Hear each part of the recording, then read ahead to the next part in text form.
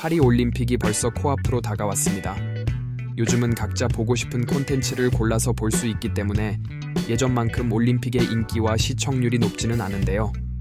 아무리 인기가 예전 같지 않다고 하더라도 여전히 올림픽이나 월드컵 같은 커다란 전 세계적 스포츠 행사는 여러 미디어 회사들에게는 많은 시청자를 유도하기 너무나도 좋은 기회인 건 변함이 없는 것 같습니다. 그래서 오늘은 스포츠와 OTT 서비스의 흥미로운 인과관계에 대해 이야기해 볼 텐데요. OTT 서비스가 어떻게 스포츠 중계의 혁신을 가지고 오고 있는지, 그리고 그로 인해 스포츠 팬들의 콘텐츠 소비가 어떻게 달라지고 있는지 알아보겠습니다. 전설의 핵주먹 아이언 마이크 타이슨, 유튜버 출신의 문제아, 제이크 폴, 이 둘의 복싱 매치가 미국 현지 기준 오는 11월 15일에 예정되어 있는데요. 놀랍게도 이 화제의 경기를 중계하는 플랫폼이 다름 아닌 넷플릭스입니다. 이러한 움직임은 넷플릭스의 스포츠 생중계 시장 진출에 중요한 이벤트가 될 텐데요. 2025년부터 넷플릭스는 WWE의 새로운 파트너로 자리 잡음으로써 스포츠 콘텐츠와 생중계에 더욱 영역을 넓혀갈 것으로 보입니다. 넷플릭스는 영화와 드라마 배급 외에도 콘텐츠 제작, 게임 제작, 오리지널 극장 개봉을 넘어 2025년에는 체험 매장 오픈 계획을 발표하기까지 했는데요. 업계 선두주자인 넷플릭스가 확장하는 사업 중에 스포츠가 포함된 데에는 그럴 만한 이유가 있습니다. 먼저 다양한 스포츠 팬들을 장기적 구독자로 유입할 수 있다는 장점이 있습니다. 스포츠 팬들은 대개 특정 종목과 팀에 열정적이고, 많은 팬들은 이미 오랫동안 꾸준히 경기들을 찾아보았던 장기적 시청자인 경우가 많기 때문에 이를 통해 높은 시청률과 구독자 수 증가를 기대할 수 있습니다. 또한 스포츠는 영화나 드라마랑 달리 딱 정해진 경기 시간에만 생중계로 봐야 하거든요. 그 뜻은 다른 콘텐츠처럼 귀찮으니까 나중에 보지 뭐 하고 그냥 넘어갈 수 없다는 거죠.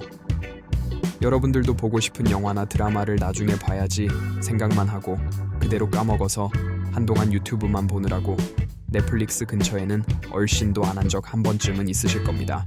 이처럼 실시간 휘발성 있고 화제성 있는 콘텐츠, 즉 스포츠 경기들을 서비스하기 시작함으로써 넷플릭스는 다시 한번 이용자들의 숫자를 늘리려고 하는 것 같습니다. 게다가 다양한 기기에서 지원이 가능하다는 스트리밍 서비스의 장점을 활용하여 팬들을 더욱 효과적으로 확보하는 부분도 노려볼 수 있겠죠. 그리고 또 다른 이유는 기존의 드라마나 영화 제작과 달리 스포츠 경기는 별도의 제작 비용이나 긴 제작 기간이 없이도 말 그대로 각본 없는 드라마가 펼쳐지는 무대본 콘텐츠의 끝판왕이기 때문에 가성비 갑이라고 말해도 전혀 손색 없다고 볼 수 있겠습니다. 작년 미국 작가 조합과 배우 조합이 파업했을 때 많은 OTT 서비스들이 가장 먼저 눈을 돌린 콘텐츠가 리얼리티 쇼들과 스포츠들이었고요. 심지어 스포츠와 리얼리티 쇼가 합쳐진 오리지널까지 제작되기도 했었습니다. 더 예전인 코로나 시국 때 미국에서는 영화와 드라마 제작이 중단된 것도 모자라 스포츠 경기들마저도 시즌이 잠정적으로 연기되는 바람에 디즈니가 한국 KBO 리그를 ESPN에 중계하는 상황까지 발생한 적이 있었죠. KBO begins on ESPN this week. I like this platform. So do I. I'm just saying, that's what I'm. 앞서 말씀드린 마이크 타이슨과 제이크 폴의 복싱 경기가 넷플릭스에서 생중계되는 것 이외에 많은 OTT 서비스들은 다양한 스포츠 중계를 이전부터 이미 해오고 있었습니다. 애플TV 플러스의 경우 세계적인 축구 스타 킹과 제너럴 리오넬 메시의 인터 마이애미 FC 이적과 동시에 미국 축구리그 중계권을 확보하여 구독자와 시청자를 성공적으로 확보한 것을 넘어 인터 마이애미 FC 팬층을 더욱 두텁게 함으로 일석이조의 효과를 볼 수 있었습니다.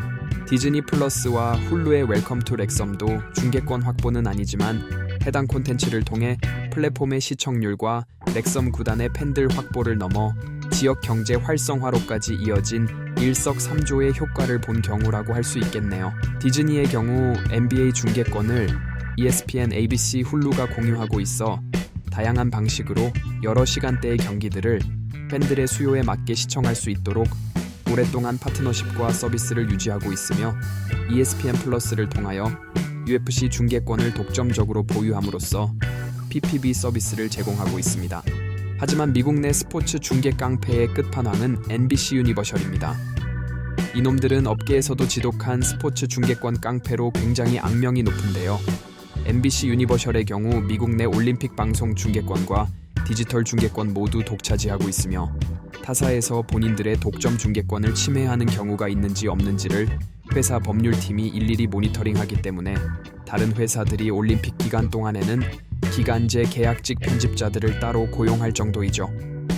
NBC 유니버셜은 올림픽 중계권 이외에도 저번 카타르 월드컵을 본사 OTT 서비스인 피콕을 통해 스페인어 독점 중계를 했는데요.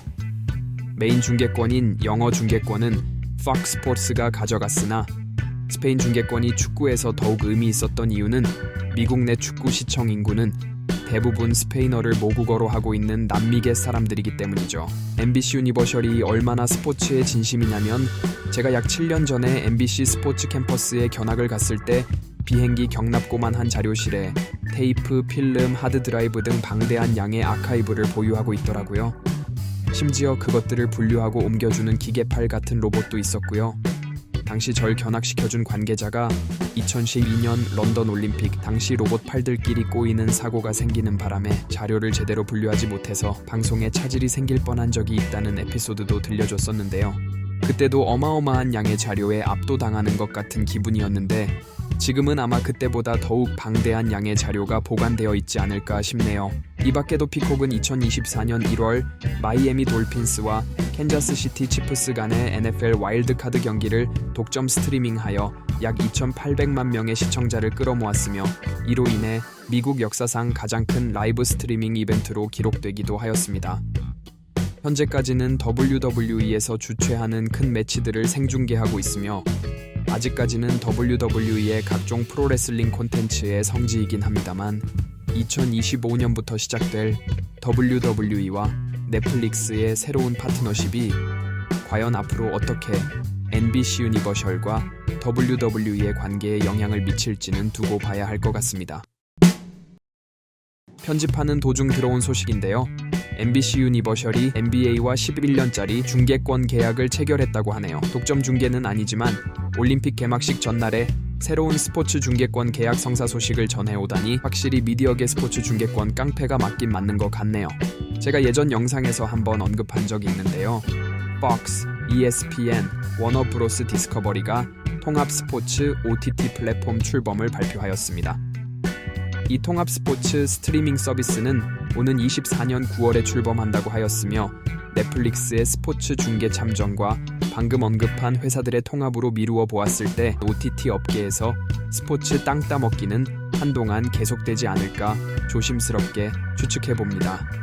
여러분들의 생각을 댓글로 남겨주시고 이 영상을 흥미롭게 보셨다면 구독과 좋아요도 부탁드립니다. 저는 다음 영상 때까지 다가올 OTT 스트리밍 전투에서 살아남아 돌아오겠습니다.